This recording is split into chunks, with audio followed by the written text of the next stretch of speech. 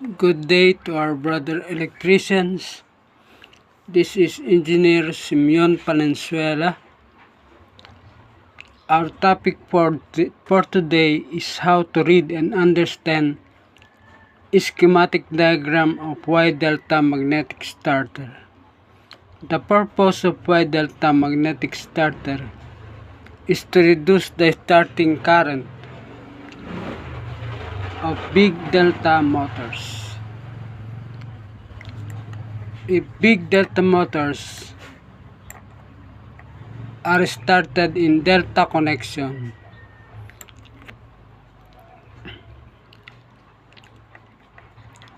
the line-to-line voltage will be equal to 440 volts if our power supply to the motor is 440 volts, and the phase voltage will also be 440 volts. So the voltage at the motor winding will be 440 volts. In wye-delta magnetic starter, the motors are connected in Y connection. The line-to-line voltage will still be 440 volts, but the phase voltage will be equal to 440 volts divided by 1.732 or equal to 244 volts.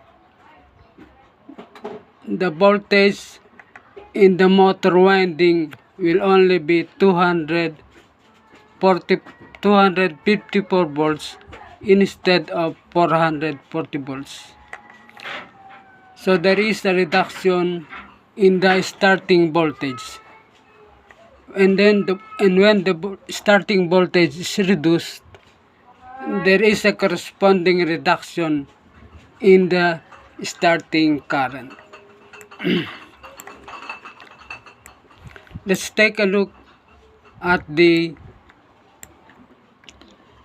power circuit of the wye-delta magnetic starter. There are three contactors in the magnetic starter. The 88M for main contactor and the 88Y for the Y contactor and the 88D for delta contactor.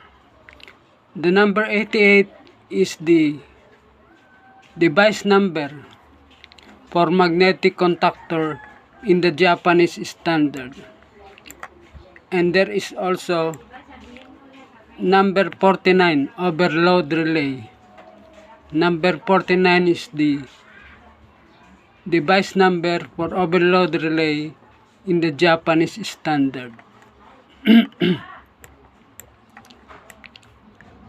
The operation of wye-delta magnetic starter can be summarized as follows. When the motor is started, the motor is started in Y connection using the 88M main contactor and the 88Y Y contactors. The two conductors are closed. The two contactors are closed, while the 88D delta contactor is open. After 3 seconds, setting on the timer, the Y contactor will be closed, will be opened, and then the delta contactor will be closed and the motor will run in delta connection. Let us review the operation of magnetic contactor with two auxiliary normally open and two auxiliary normally closed contacts.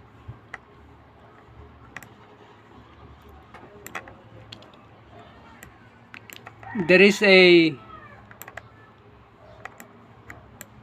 laminated iron core which is E-shaped at the bottom that is fixed, and also there is a laminated iron core at the top which is the movable part, and a magnetic coil is inserted in the middle of the laminated iron core.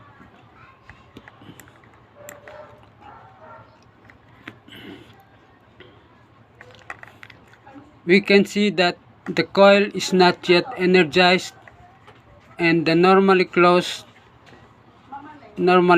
contact is shown as closed, and the normally open contact is shown as open.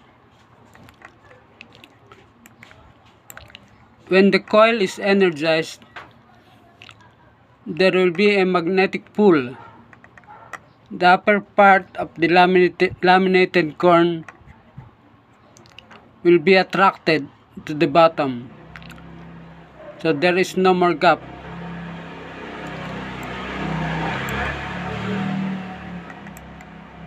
When the magnetic force is affected,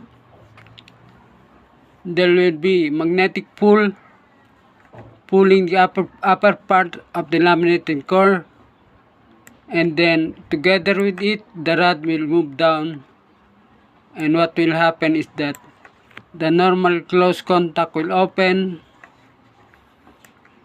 and the normally open contact will close.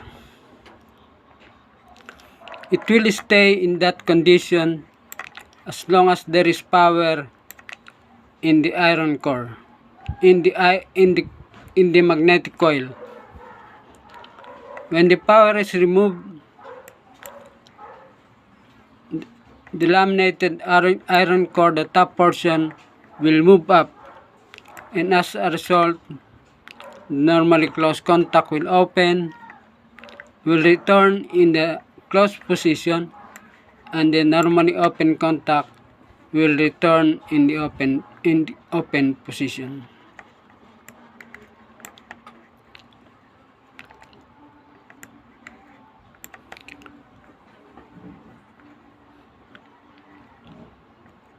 Let us now go to the schematic diagram of the wye-delta contactor.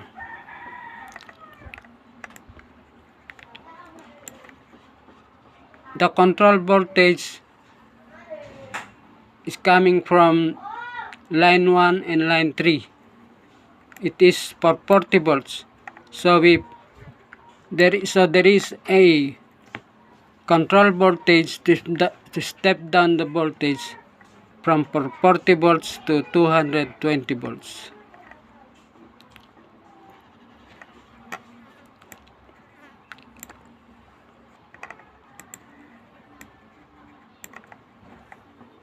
In the schematic diagram, we have to remember that the coils are not yet energized, so there is no power in the coils, and the normally closed contact and the normally open contact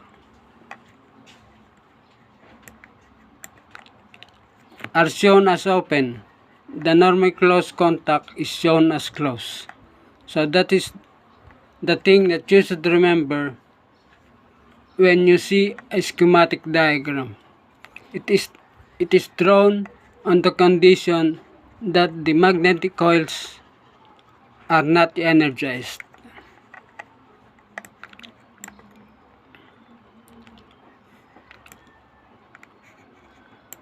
So before we have to energize the motor, we have to turn on the 3-pole MCB.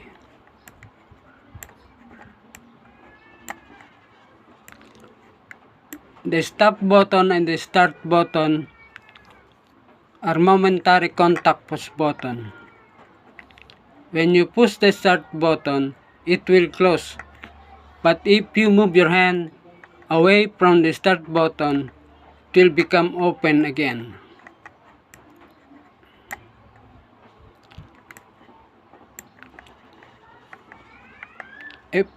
So let's say we push the start button. 3 coils will be energized at the same time. We have the coil of the timing relay TR, the coil of 88Y Y contactor,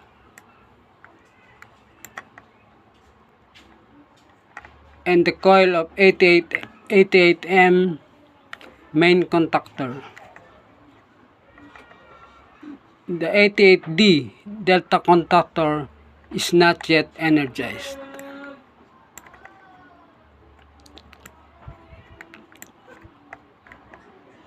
So when the start button is pushed, the 88M main contactor will be energized. As a result, the power contact of 88M main contactor will close.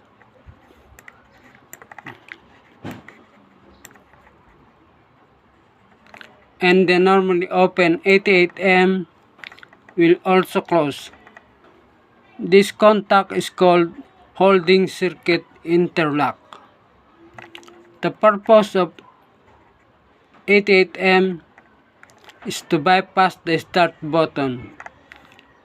Because it is a momentary contact push button, after you push the start button and you move your hand away from the button, it will be open again, but the 88M normally open contact is already closed, so it will bypass the start button. The current will go through this way. This is already closed.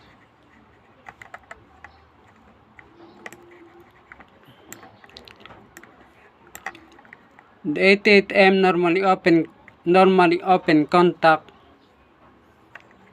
will close the red pilot light, which is for the run.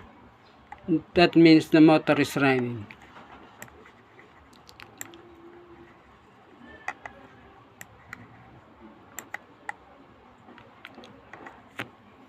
When the 88Y, the coil of 88Y Y contactor is energized,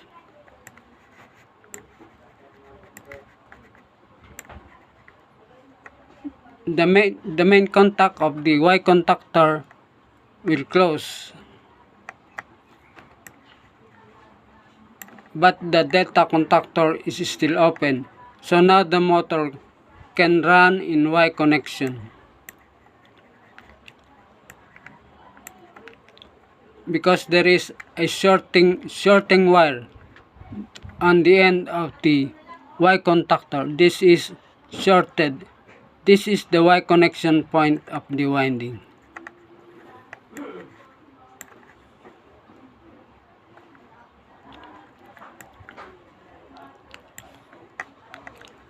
When the Y contactor is energized, the normally closed 88Y will open. This will prevent the delta contactor from being energized at the same time as the delta contactor.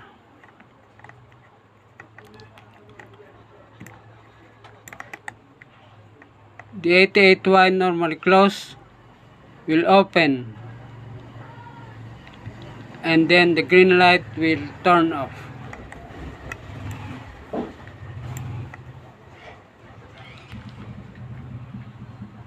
When the timer coil is energized, this is what will happen. First, there are two contacts of the timer. The time opening contact TO and the time closing contact TC. So when the timer coil is energized, the timer is set, for example, at 3 seconds. It will allow the motor to run in Y connection for 3 seconds before the time opening contact will open. So after 3 seconds, the time opening contact TO will open.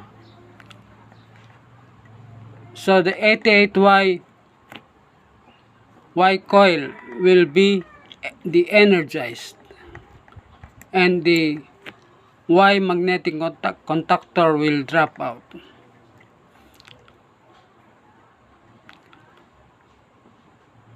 After that, the time closing contact will close.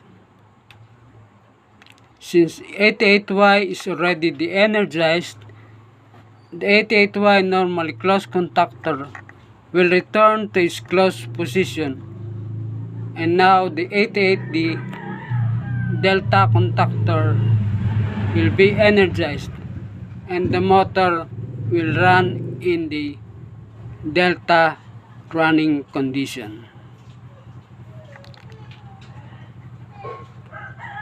The Y contactor 88Y and the delta contactor 88D should not be energized at the same time, because if it happens, there will be short circuit in the power circuit. So this can be done by having an electrical interlocking. That means if 88Y, the Y contactor is energized, the 88Y normally closed will open. This is in series with 88D, so that the delta contactor will not be energized.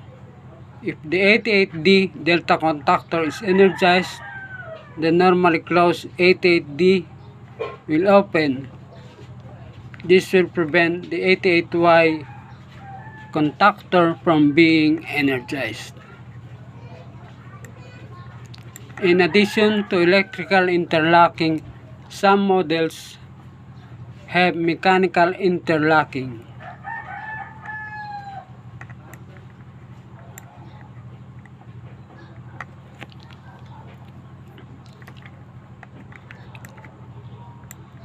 The overload relay is in series with the line going to the motor. The number 49 overload relay, the purpose of 49 overload relay is to protect the motor from excessive overload current. The overload relay has two contacts, the normally open, the normally closed number 49 88D, and the normally open 49 number 49. The overload relay setting is usually from 110% to 115% of the full load current of the motor. When this is exceeded, the normally closed contact number 49 will open. This is the number 49 normally closed is installed in the control circuit. So if this is the one that open, there will be no more power on all the coils, the timing relay, the Y contactor, the delta contactor, and the main contactor will all drop out and the motor will stop.